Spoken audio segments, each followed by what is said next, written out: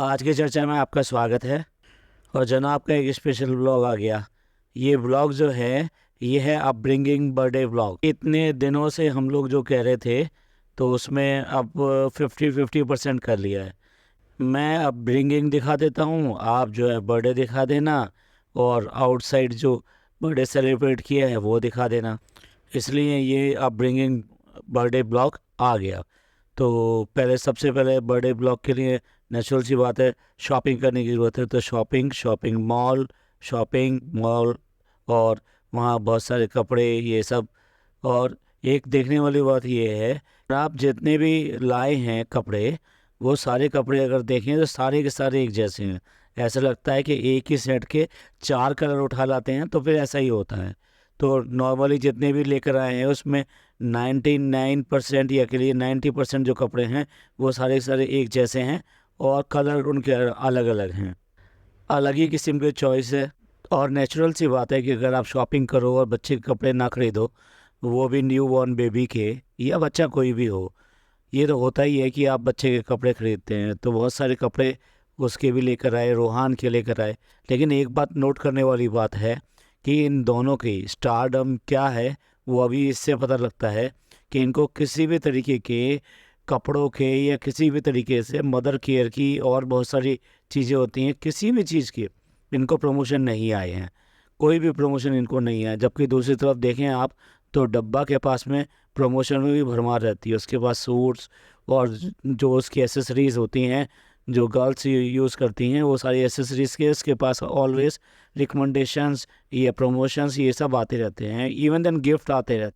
ऐसा लगता है कि प्रमोशन इंडस्ट्री के लिए दोनों के दोनों अनवाइबल हो गए हैं। मैडम तो काफ़ी दिन से काम पर नहीं है, और लास्ट उनका जो था वो बिग बॉस ही था। उसके बाद से कुछ भी नहीं किया है।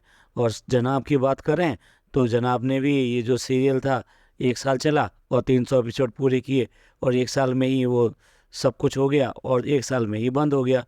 यानी कुल मिला के इस टाइम भी इनके पास कोई काम नहीं है। और अगर सीरियल में ही इतनी लोकप्रियता होती है, स्टारडम होती, तो नेचुरली कुछ ना कुछ नए ऑफर आए होते। और साथ साथ जो है ये घर पे भी प्रमोशन और ये सब चीज़ें आती। अगर आप देखें तो कोई भी सेलिब्रिटी या कैरी कोलीग इनकी ना पार्टी में ना किसी में कहीं पर भी पार्टिसिपेट करता हुआ दिखता नहीं है। जबकि को स्टार भी तो इतने सारे हैं, और जो को स्टार जो अभी जो सीरियल चल रहा था उसके भी को स्टार हैं, पर अपने किसी भी बर्थडे में या किसी में भी कोई इनका को स्टार या कोई भी आता नहीं है। उससे पता लगता है कि ना डायरेक्टर से ना किसी से रिलेशन इनके किस टाइप के हैं। पिछले व्लॉग तक तो ये बात कर रहे थे कि वो ऑफ एयर होने का अभी तक हमारे पास में ऑफिशियल न्यूज़ नहीं है, और अभी तक किसी ने बताया नहीं है। इवन प्रोडक्शन हाउस ने भी कुछ नहीं बताया। पर हम लोग ने तो कितनी देर पहले अपने पॉडकास्टों में बता दिया था, और आज फाइनली ये एक्सेप्ट भी कर लिया कि अब वो छुट्टियां हो चुकी हैं और अब कहीं जाना भी नहीं है, तो अब तो घर पे ही रहना है। तो इसका मतलब ये है कि खुद ही एक्सेप्ट करके बोल रहे हैं कि अब वो सीरियल जो है पूरी तरह से बंद हो चुका है। जनाब मुझे इससे कह रहे हैं कि मैं लिखवाने वाला था रूहान के नाम के साथ साथ खुश रहिए और प्यार बांटिए। अरे आप जो लास्ट में डायलॉग बोलते हैं ना, पूरा पूरा वो डायलॉग जो मैडम है मैडम के कपड़ों पर लिखवा कर ले आते हैं ना, तो क्या फ़र्क पड़ता। वैसे भी आपको तो बोलना ही है, करना तो कुछ है नहीं ऐसा। और ये देखिए, बर्थडे में सब लोगों में एक व्यक्ति के मुंह चेहरे पर बिल्कुल भी हंसी नहीं है, और ऐसा लग रहा है जैसे दुखी है बहुत ज़्यादा। और वो है इनकी मैडम की मम्मी। पता नहीं कि पूरे व्लॉग के अंदर वो ऐसे रहीं जैसे कि बहुत गुस्सा हो, या फिर उनके साथ बहुत दुख हो। बहुत जल्दी इससे लग रहा है कि वो व्लॉग्स में गायब होने वाली हैं। यानी कोई ना कोई बात पीछे है जो बेसिकली सामने नहीं आ रही है, लेकिन वो बहुत जल्दी इस व्लॉग्स में सब में गायब होने वाली हैं। और दूसरा इस पार्टी के अंदर नोट करने वाली बात यह है कि जो फ़नी साहब हैं, मतलब नथिंग हैज़ इम्पोर्टेंस, और उनको कोई पूछता ही नहीं है। मतलब वहाँ पर आके सलाम वालेकुम करके अंदर आते हैं, लेकिन कोई भी नोट जो मिलता है वो ये देखने को मिलता है, अरे खा आप भी आए हुए हैं, यानी मैं नाम नहीं लेना चाह रहा, आप भी आए हैं। मतलब 2 दिन से 3 दिन से यहाँ पड़े हैं, और उनको पता ही नहीं है कि भाई ये भी यहाँ पर आ गए हैं। और साथ साथ जो है वो, जबकि बच्चे से मिलने के लिए उसकी बुआ यानी कि डब्बा लगातार दिखाती है कि मैं जा रही हूँ, मैं मिलकर आ रही हूँ, मैं मिलकर आ रही हूँ।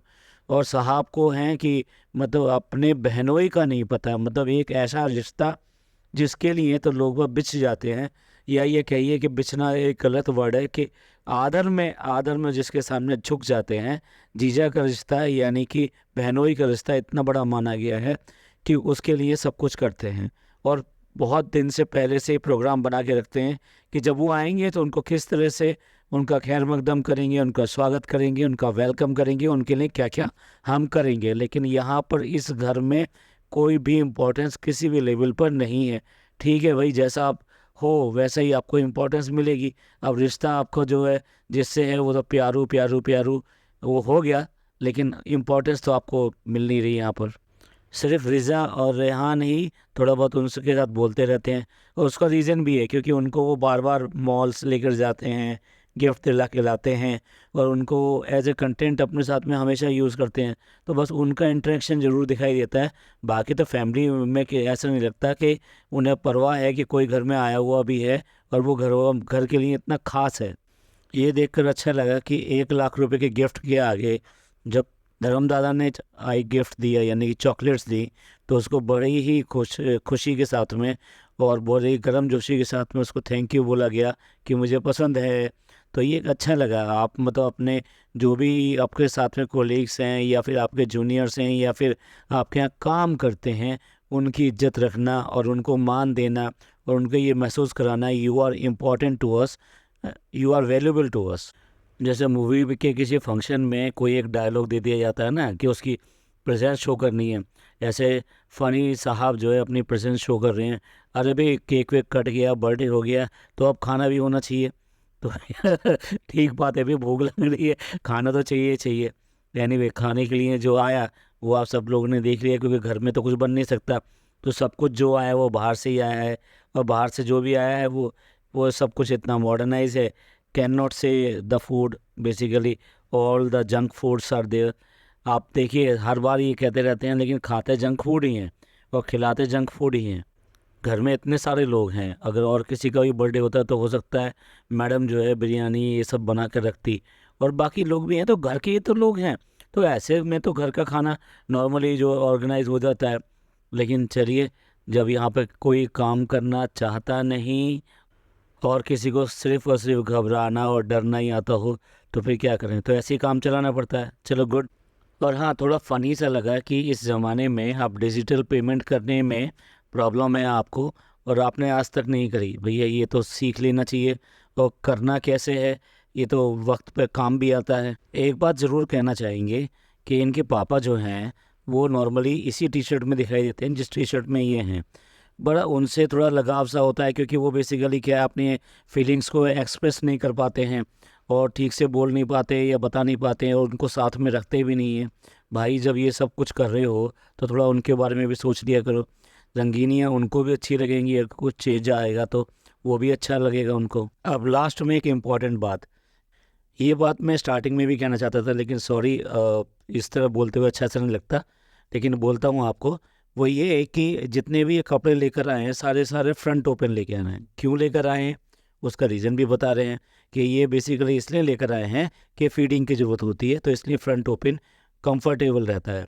लेकिन भाई एक बात तो याद रखिए, इस्लाम के अंदर ये गलत बताया गया है कि कभी भी जो फीडिंग है बच्चे को वो ऊपर से नहीं होनी चाहिए, इसको गलत बताया गया है।